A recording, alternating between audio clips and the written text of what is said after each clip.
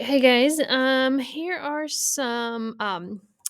Here's some preparations we need to do for your little bird project, and trying to make things easy for you. And I just want us to have fun with this little printmaking project. And birds are a great subject to draw and to carve out into a stamp. So, what I'd like to do is provide this Google slide with you so that you can actually copy and paste a picture of a bird in here and then put your name right there. And then you can print it out and it'll be so much easier for you to just kind of trace and use. So I'll show you what to do now.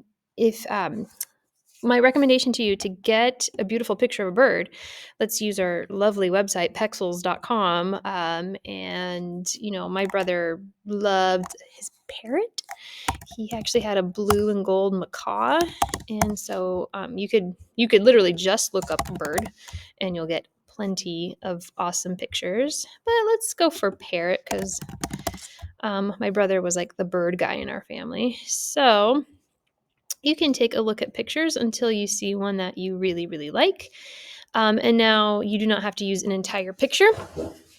For example, if you really like this picture, but you just like really, really like the bird on the right, you can use that and we can get rid of the bird on the left. So I'll show you what to do. So I'm just going to right click. I'm going to copy the image, and let's go back to that presentation that I gave you. Okay, and we're just going to do a nice little copy paste.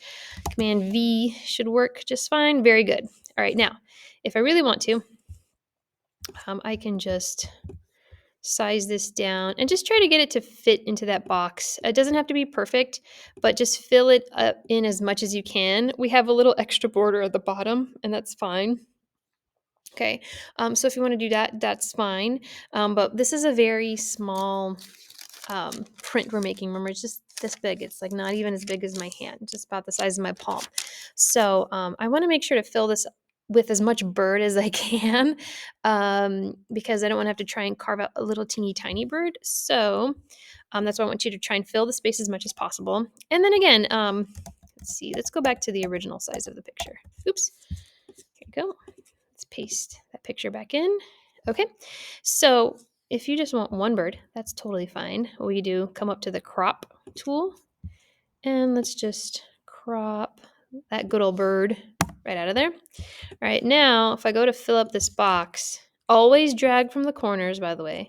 If I go to do that, then again, imagine that bird right here. Okay, so let's do something else. Let's rotate it using the good old little toggle tool up there. And now we could fit it in, and it'll fit into more of our space better. Okay. And again, there's a teeny little extra margin at the bottom, but that's totally, totally fine. Okay. And then just enter your name right there, whatever your name is, and then I'll print it and you can use it. Let's do one more though, just to make sure that you guys understand how to do this. So, it doesn't have to be a whole bird. It could be just the bird's head. That's fine. But just remember, you want to fill up the space as much as possible. So let's see if there's any like bad examples. I don't want you to do a bird that's like super far away and flying in the distance. That's probably going to mess you up. And I'm not getting any examples here. Oh, here. See this? This would not be a good picture to use because there's a ton of little birds in it. It's hard to focus on just one. You really just want to focus on one bird, whatever that bird is. See, this would be a bad example of something to do because off in the distance, they're teeny tiny. You want a bird to fill up the space. So let's try. I love hummingbirds. There we go. Copy image. Okay, let's go over to our presentation that I will have shared with you by now. And right away I could tell I should probably rotate this to the side. Okay. And then let's see how it fits into our little space. I can fit it a little bit more. All right, that'll be okay. But you know what? I think we should crop it down a little bit first. So let's just play with it a little bit. See if we can crop out some of this negative space that is just unnecessary. Maybe you can even see what happens if I copy down that way. Okay, press enter. And then I'm guessing that will fill our space up a lot better. Yeah, there we go. It fits. And then again, Sal was the last one. Cal for this one. And then I'll print it for you. Speaking of printing, I have an example. There we go. Okay, and you'll see is I printed one for myself. I was just trying this out, okay, and filled up the space. And then here's our good old tracing paper that we used before.